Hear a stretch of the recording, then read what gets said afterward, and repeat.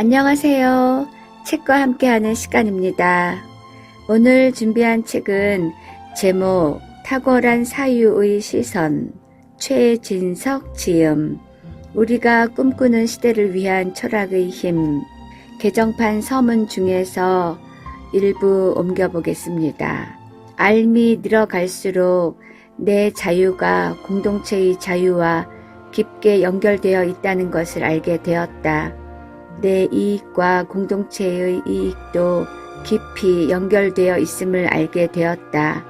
추상하는 능력으로 힘을 발휘하며 사는 인간으로서는 당연한 일이다. 이런 일을 동양의 선현들은 천인 합일 등의 어법으로 표현했다.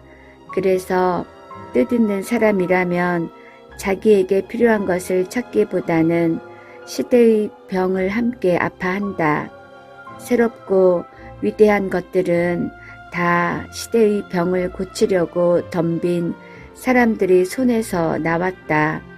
이렇게 해서 세상은 진화한다.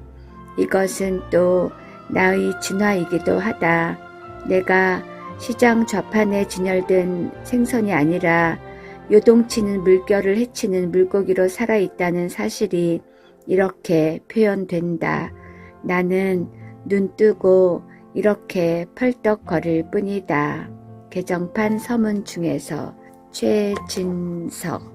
이 책은 2015년 건명원에서 한 5회의 철학 강의를 묶은 것입니다. 모두 5강으로 되어 있습니다. 오늘 저는 그 중에서 2강에서 철학을 한다는 의미 소개해 드리겠습니다. 4. 철학을 한다는 의미. 여기에서의 사는 생각사입니다. 기존의 문법을 넘어 새 문법을 준비하는 도전. 정해진 모든 것과 갈등을 빚는 저항. 아직 오지 않은 것을 궁금해하는 상상. 이것들이 반역의 삶이라면 철학을 한다는 것은 반역의 삶을 사는 일이다. 철학적인 높이에서 주도권을 행사하는 나라를 선진국이라고 한다면 우리나라는 선진국이 아니다. 선진국으로 진입해야 하는 바로 근접한 단계에 도달해 있다. 그렇다면 지금 우리는 선진국으로 진입하는 것을 사명 혹은 시대의식으로 가져야 하지 않겠는가. 선진국으로 진입하기 위해서는 장르를 형성하는 힘이 있어야 한다. 단순히 표면적으로 드러나는 경제력이나 군사력이 아니라 그런 능력들의 배후 역량으로서 장르를 형성할 수 있는 힘이 중요하다. 아편 전쟁에서 살펴보았듯이 중국은 반식민 상태에서 나라와 민족을 구하려는 철저하고 일관된 노력을 하다가 최종 귀결로 윤리, 사상, 문화, 철학에 집중하였다. 일본도 중국과 형식은 다르지만 서양을 극복하려는 과감한 도전을 감행한다. 일본은 1867년 봉건시대, 즉 막부시대의 막을 내리고 1868년부터 메이지 유신에 들어가는데 메이지 유신을 시작할 때 일본들은 매우 높은 시선에서 전략적 판단을 하고 온 나라가 이 판단에 따라 일사불란하게 움직인다. 그 내용이 바로 아시아를 벗어나 서양으로 들어간다는 뜻을 가진 탈아 입구다. 이는 후쿠자와 유키지가 주장한 것으로 아시아의 문화로는 세계 변화의 흐름을 따라잡을 수 없을 뿐만 아니라 주도적인 나라가 될 수 없다고 판단하고 기존의 아시아적 이데올로기를 벗어나 서양을 모방하여 서양적인 삶을 살아야 한다는 내용이다. 압축하면 일본은 서둘러 서양의 길을 따라야 한다는 주장이다. 일본이나 중국이나 방식은 다르지만 모두 당시 세계 변화의 중심축으로 접근해 들어가야 한다는 생각을 가졌다는 점에서는 동일하다. 당시 시대적 추세에서 중국이 걸었던 방향이나 일본의 결정은 전략적으로 아주 합당했다. 반면 우리는 운명을 스스로 결정하는 전략적 결정을 내리는 일에 실패했다. 그럴 능력이 없었던 것이다. 근대에 우리가 당한 긴 시간 동안의 치욕은 바로 이 전략적 결정을 내려야 할 때에 그런 수준에 있지 못했다는 사실에서 기인한다.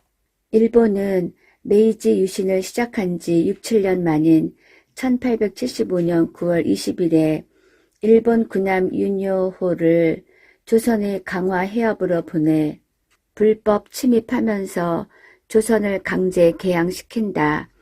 이는 1853년 쿠르 훈해를 타고 온 미국의 페리 제독에 의해 일본이 강제 개항된 지 22년 만이다. 미국에 의해 강제 개항당한 사건을 그대로 따라서 일본은 22년 만에 조선을 강제 개항시켰다. 강제로 개항시킨 지 얼마 지나지 않아 결국 1910년 8월에 조선을 병합해 버린다. 운명을 결정하는 주요한 순간에 전략적인 결정을 내리지 못하고 우왕좌왕하다가는 이렇게 당할 수밖에 없다. 타국의 식민지로 전락하는 수모도 피할 수 없다. 우리는 아편전쟁 이후 세계의 큰 흐름을 주도적으로 포착하고 그 흐름을 장악하는 시선을 갖지 못했던 것이다. 세계 흐름을 주도적으로 포착하여 독립적인 방향을 결정하는 일에 실패하면 이런 치욕은 언제든지 되풀이된다. 지금 우리는 개항기에 전략적 판단을 내리지 못하고 우왕좌왕하던 그 모습을 여전히 반복하고 있지는 않은가. 철저한 반성을 해야 하는 매우 치명적인 시점이다. 결코 한가한 때가 아니다. 지금 우리는 우리 앞에 전개되는 시대를 정면으로 마주하면서 우리가 무엇을 해야 하는지를 정확히 인식해야 한다. 그런 후에 전략적인 결정을 하고 또 그것을 철저하게 실천해야 한다. 고난의 극복과 찬란한 번영 및 부흥이 한계에 도달한 이 단계에서 우리가 돌파하여 나아갈 길은 오로지 선진화다. 그리고 선진화라는 목표는 결국 철학적 단계로의 상승과 관련된다. 지식인은 감각과 기능에 갇히지 않는다. 시대의식을 포착하고 거기에 헌신하는 사람만이 비로소 지식인이다. 철학적 시선으로 나와 국가를 끌고 간다는 것은 전략적인 혹은 문화적이거나 예술적인 단계 또는 인문적인 시선의 단계로 상승한다는 뜻이다.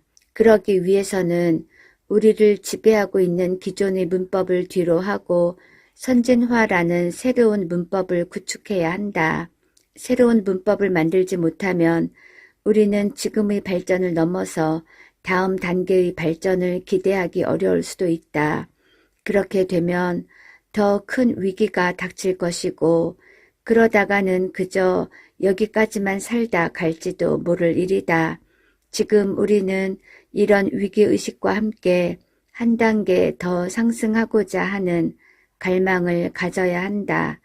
반역자는 정해져 굳은 것에 답답함을 느낀 나머지 그것과 과감하게 결별하고 새로움을 향해 나아가는 사람이다.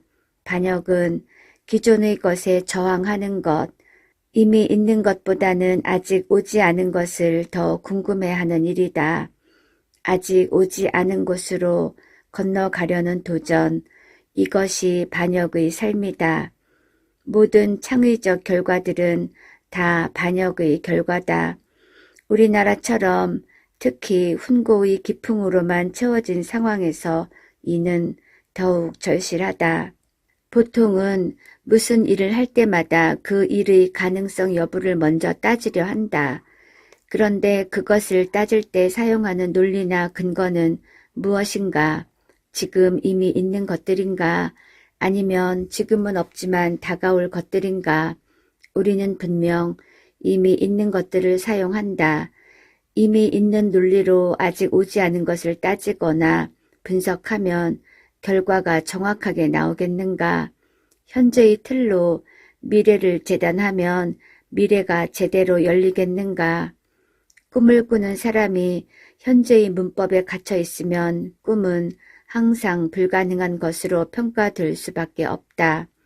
그러다가 꿈꾸는 일을 멈춰버리는 얌전한 사람이 되어버린다. 안전을 추구하기만 하고 낙오되지 않으려고만 하고 실패를 두려워한다. 꿈은 불가능의 냄새가 더 강하게 나야 진정한 꿈일 가능성이 크다. 불가능해 보이는 것이 꿈이다. 가능해 보이는 것은 꿈이 아니다. 그것은 그냥 괜찮은 계획일 뿐이다. 꿈을 꾸거나 꿈을 가지려면 무엇보다 우선 무모해야 한다. 무모함을 감당할 배짱이 없이는 꿈을 꿀 수 없다. 결국은 용기다. 꿈은 뒤가 아니라 앞에 있다. 앞에 있는 것은 기존의 익숙한 문법으로 해석될 리 없다. 그 꿈이 이루어지고 형성될 새 문법에 의해서만 해석될 수 있다. 꿈은 있는 문법을 지키는 일이 아니라 새로운 문법을 만드는 일이다. 인류를 변형시키고 인류에게 큰 영감을 주는 창의적 성취를 이룬 영웅들이 가능과 불가능 사이에서 시소를 탄 적이 있던가? 가능과 불가능을 면밀히 분석하며 우왕좌왕한 적이 있던가? 그들은 자기 내면에서 나오는 고유한 욕망으로 자기 인생을 채우지 기존에 있는 문법이나 논리로 그것을 해석하지 않았다. 아직 오지 않은 곳으로 그냥 건너갈 뿐이다. 꿈을 꾸는 삶이란 바로 나로 사는 삶이다. 자신이 가고자 하는 방향과 자신의 내면적 욕망이 일치하기 때문이다. 우리는 절대 타인의 꿈을 대신 꾸거나 대신 이루어줄 수 없다. 꿈은 나만의 고유한 동력에서 생긴다. 대다수가 공유하는 논리나 이성에 의해서가 아니라 나에게만 있는 궁금증과 호기심이 발동해서 생긴다. 나는 꿈을 꿀 때 비로소 참된 나로 존재한다. 이때는 내가 분리되어 있지 않다. 옹골찬 하나의 덩어리가 되어 차돌처럼 존재한다. 자기가 바로 참여자이자 행위자다. 비평가나 비판가로 비켜나 있지 않다. 구경꾼으로 살지 않는다. 어느 조직이나 붕괴하기 시작할 때는 공통의 조짐이 나타난다. 그 조직의 구성원들이 자신이 속한 조직에 대해서 비판하고 평가하는 등의 분석하는 일을 점점 많이 한다. 구성원들의 이탈 현상이다. 구성원들이 참여자나 행위자로 혹은 책임자로 존재하지 않고 제3자처럼 구경꾼으로 존재한다.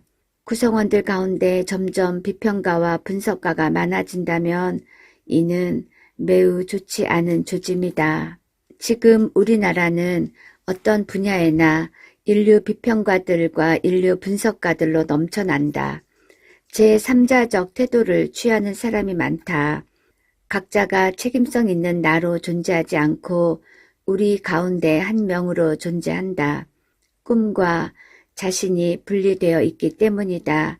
비평이나 분석에 빠지는 제3자적 태도로는 주인으로 살 수 없다. 지금은 인류 비평가나 인류 분석가보다도 2류라도 좋으니 1인칭 참여자들이 필요하다. 일반 명사가 아니라 고유 명사로 살다 가겠다는 의지로 뭉친 이들의 적극적인 참여가 필요하다. 바로 꿈을 꾸는 무모한 사람들 말이다. 대한민국이 선진국이 될 수 있느냐 없느냐라고 묻는 태도는 그럴듯해 보인다. 매우 책임성 있는 태도를 가진 사람으로 보일 수도 있다. 하지만 사실 당사자인 우리에게 이런 분석적인 질문은 별 의미가 없다. 제3자로서의 미국이나 일본이나 중국 등에게는 흥미있는 질문일 수 있겠지만 적어도 우리에게 이것은 어떤 위험을 무릅쓰고서라도 감당해야 하는 사명이지 분석하고 평가하는 것만으로 끝날 문제가 아니다. 이 문제는 반드시 다음과 같이 바뀌어야 한다. 선진국으로 진입할래? 안 할래? 선진국으로 진입하고 싶어? 안 하고 싶어? 이렇게 욕망의 방향을 명확히 설정하고 덤빌 것인지 안 덤빌 것인지를 정하는 일이 핵심이지, 한가하게 가능성 여부나 묻고 분석하는 것은 남의 집 불 구경하는 것과 다르지 않다. 내가 한 인간으로 잘 살고 있는지, 독립적 주체로 제대로 서 있는지, 누군가의 대행자가 아니라 나로 살고 있는지, 수준 높은 삶을 살고 있는지, 철학적이고 인문적인 높이에서 살고 있는지를 확인하는 방법이 있다. 그것은 자신에게 다음과 같이 물어보면 된다. 나는 지금 어떤 꿈을 꾸고 있는가? 나의 삶이 내 꿈을 실현하는 과정으로 되어 있는가? 아니면 해야 하는 일들을 처리하는 과정으로 되어 있는가? 꿈이 없는 삶은 빈 껍데기일 뿐이다. 철학을 한다는 의미였습니다. 감사합니다.